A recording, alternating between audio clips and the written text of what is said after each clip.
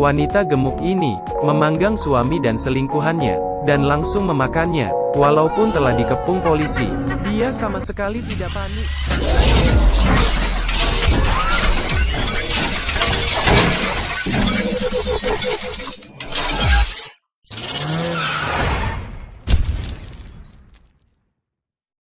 Wanita gemuk ini memanggang suami dan selingkuhannya, dan langsung memakannya. Walaupun telah dikepung polisi, dia sama sekali tidak panik. Insiden itu mengejutkan seluruh negeri. Ma Nyeo dijatuhi hukuman seumur hidup, menjadi penguasa penjara. Dia tidur karena gigitan nyamuk. Seketika ini membuatnya marah.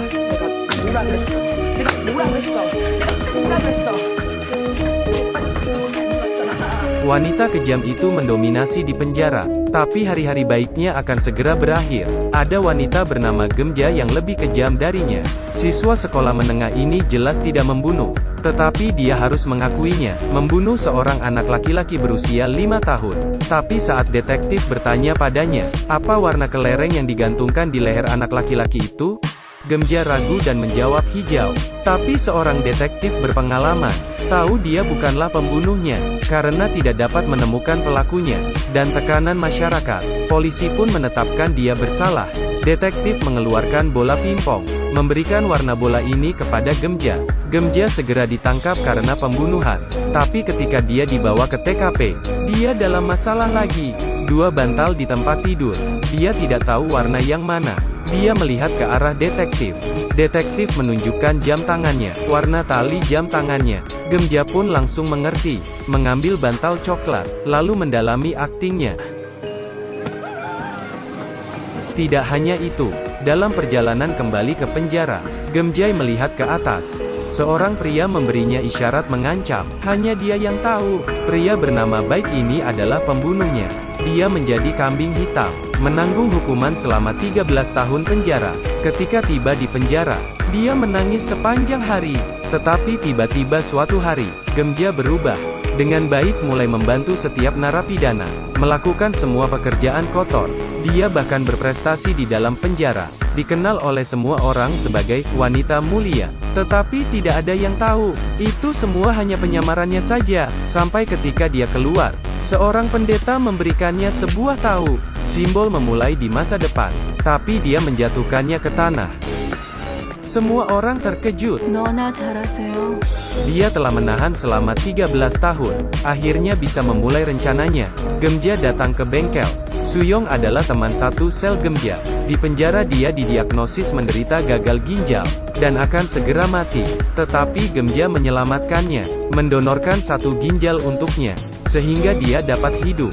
Jadi apapun permintaan Gemja, pasangan itu akan melakukannya. Gemja memegang Alkitab, kemudian merobek halaman demi halaman, mengumpulkan desain pistol. Gemja ingin pasangan itu membantunya membuat pistol. Tapi buku ini, bagaimana dia bisa mendapatkannya?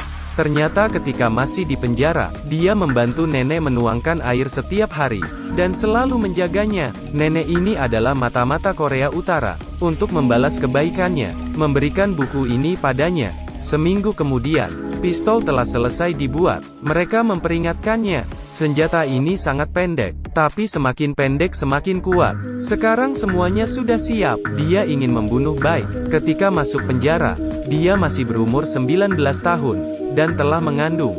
Dia terpaksa meminta bantuan gurunya, tetapi tidak disangka, guru Baik seorang psikopat. Karena tidak subur, dia jadi membenci anak-anak, menculik dan membunuh seorang anak laki-laki berusia 5 tahun. Dia juga mengancam Gemja akan membunuh putrinya, sehingga Gemja mengakuinya. Itu sebabnya dia menyerahkan diri. Gemja telah menemukan istri guru Baik, Yiyong. Ternyata Yiyong juga seorang narapidana. Dulu dia diganggu oleh penguasa penjara. Gemja melihat itu, dan memutuskan menyingkirkan wanita itu. Selama dia 3 tahun, dia menambahkan pemutih ke makanan wanita itu, memberinya makan setiap hari. Akibatnya, kondisi wanita itu memburuk, dan dia pun mati. Wanita itu bahkan sangat berterima kasih padanya, tetapi Gemja membunuhnya. Yiyong dibebaskan dari penjara 2 tahun lalu mencoba mendekati Baik. bahkan menikah dengannya, sehingga Gemja lebih mudah mendekatinya. Walaupun rencana balas dendamnya sempurna, tapi bagaimanapun juga, tepat di seberang jalan, seseorang merekam semuanya. Dia adalah pendeta yang menyambutnya. Dia mencetak fotonya, dan memberikannya kepada guru Baik. Ternyata Baik menaruh mata-mata. Mengetahui hal ini, Baik sangat marah. Dia segera menghubungi dua pembunuh, membunuh Gemja dan putrinya. Pembunuh memata-matai Gemja. Begitu mereka melihatnya, mereka akan menangkapnya. Tetapi Gemja tidak terkalahkan. Dia berpura-pura pingsan, dan tanpa pembunuh ini sadari, dia mengambil pistol. Sedangkan guru Baik, dia secara tiba-tiba jatuh di meja makan. Ternyata Yiyong menaruh obat di makanannya. Ketika dia sadar, sebuah pistol diarahkan ke matanya. Tiba-tiba ponsel guru Baik berdering. Gemja mengambil ponselnya, menemukan liontin di atasnya. Ini adalah milik anak berusia 5 tahun itu. Namun ada beberapa liontin tergantung di ponselnya. Artinya ini bukan pertama kalinya. Tapi guru Baik tidak menyesal.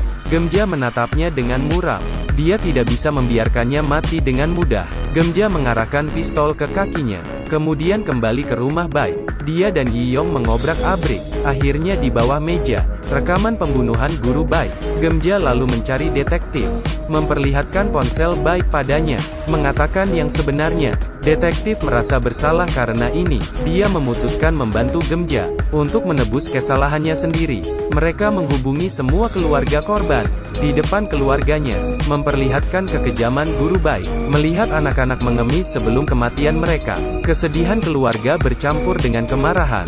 Dia pasti binatang buas. Gemja memberikan pilihan, menyerahkannya ke polisi, atau menghukumnya sendiri. Mereka semuanya mengangkat tangannya, melakukan rapat. Semuanya direkam di mikrofon, dan suara mereka disambungkan ke ruang Baik di sekap. Dia mendengar semua percakapan mereka. Dia sangat ketakutan, tetapi semua telah terlambat. Detektif mengajari mereka cara memakai pisau, bagaimana cara membunuhnya, juga memberikan mereka baju hujan. Keluarga duduk berjajar di depan pintu. Ada yang memegang pisau, palu, tapi anggota keluarga merasa aneh, mengambil tongkat.